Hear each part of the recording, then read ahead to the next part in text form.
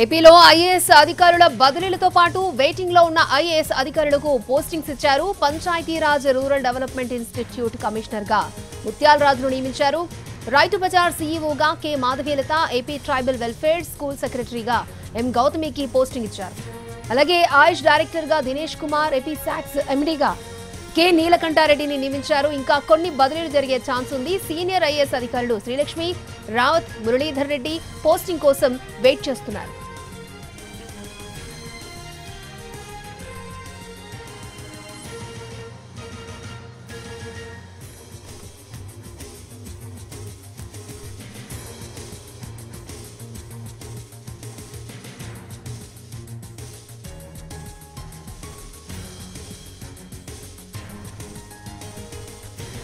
ఏపీలో ఐఏఎస్ అధికారుల బదిలీలతో పాటు వెయిటింగ్ లో ఉన్న ఐఏఎస్ అధికారులకు పోస్టింగ్స్ ఇచ్చారు.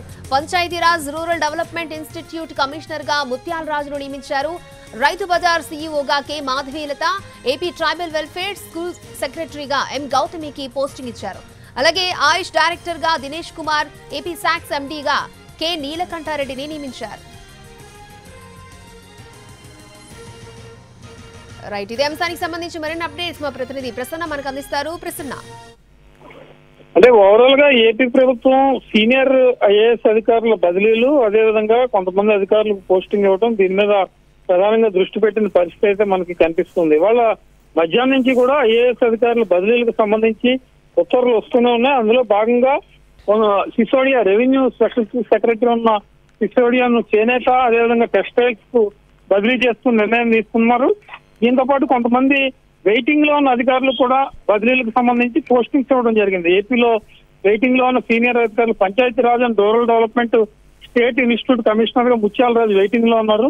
ఆయనకు పోస్టింగ్ ఇచ్చారు. మాధవీలతకు రైతు బజార్ సీఈఓగా ఇవ్వడం జరిగింది. అదేవిధంగా Gautami secretary, AP tribal welfare schools ఇచ్చారు. దినేష్ కుమార్ ఆయుష్ డైరెక్టర్ గా, అదేవిధంగా నీలకంఠారెడ్డికి ఏపీ సాక్స్ ఎండీగా ఇవ్వడం జరిగింది. దీంతో పాటు కొంచెం స్పెషల్ చీఫ్ సెక్రటరీ హోదాలో ఉన్న వాళ్ళు శ్రీలక్ష్మి కావచ్చు, రావత్ కావచ్చు, మురళీధర్ రెడ్డి కావచ్చు, వీళ్ళు కూడా ప్రస్తుతం పోస్టింగ్స్ కోసం వెయిట్ చేస్తున్న పరిస్థితి అయితే మనకి కనిపిస్తుంది. యాక్చువల్ గా అయితే ఈ నెలలో భారీ బదిలీలు ఉంటాయి. అడ్మినిస్ట్రేషన్ మీద పూర్తి స్థాయి గ్రిప్ సాధించడం కోసం, దీంతో పాటు కీలక శాఖల అధికారులను మార్చడం కోసం ప్రభుత్వం ప్రయత్నాలు చేసుకోవాలని చెప్పుకున్నాం. అయితే యాక్చువల్ గా ఫస్ట్ వీక్ లోనే ట్రాన్స్ఫర్లు రావాల్సింది, కానీ కొంత సఫరత తర్వాత భారీ స్థాయిలో మార్పులు చేయాలనే ఉద్దేశంతో ప్రభుత్వం ప్రస్తుతం బదిలీలకు రంగం సిద్ధం చేసింది. ఇప్పటి వరకు వచ్చిన ఉత్తర్వులతో పాటు ఈ రోజు రాత్రి కానీ రేపు ఉదయం కానీ మరికొన్ని ట్రాన్స్ఫర్లు జరిగే అవకాశం ఉంది. దీంతో పాటు ఐపీఎస్ కూడా నెక్స్ట్ కలెక్టర్లు, కొంతమంది ఐపీఎస్ బదిలీలు కూడా బహుశా వచ్చే వారం ఉన్న పరిస్థితి అయితే ప్రస్తుతం మనకి